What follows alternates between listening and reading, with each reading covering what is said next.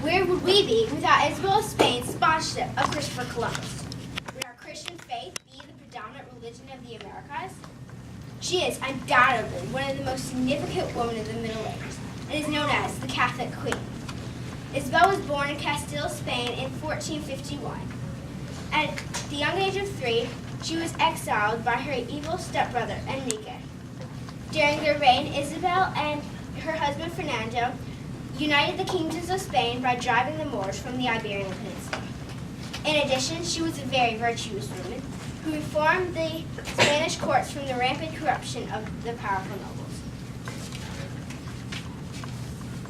Upon the death of her father, King Juan, her stepbrother, Enrique, ascended to the throne and immediately exiled young Isabelle and her brother, Alfonso, from Castile.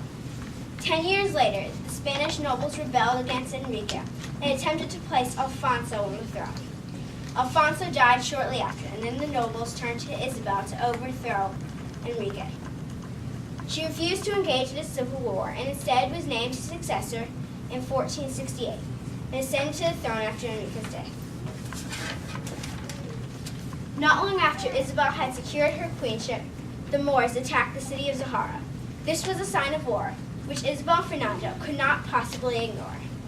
After the Spanish force attacked the Moorish city of Alhama, the War of Granada, which was the final phase of the Reconquista that had started in the 8th century, began. Fernando directed the army, and the Spaniards captured the cities of Granada one by one. The last city to be taken was the beautiful city of Granada. A siege which lasted 2 years was required to take this massive city. Finally, the last Moorish commander, Muhammad XI, surrendered Granada. Thus, the Moors were driven from the Iberian Peninsula, and all the kingdoms of Spain were united under a single crown.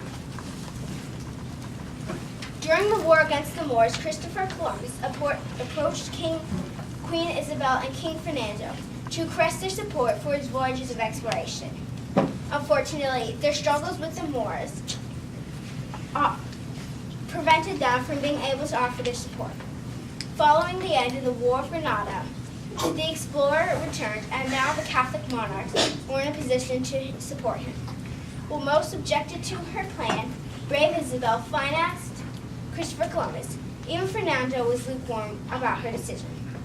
It was her sincere desire to convert the Native Americans and to bring them the best elements of Christianity to the New World. She also issued a decree demanding the humane treatment of the natives. This decree was sadly ignored after her death.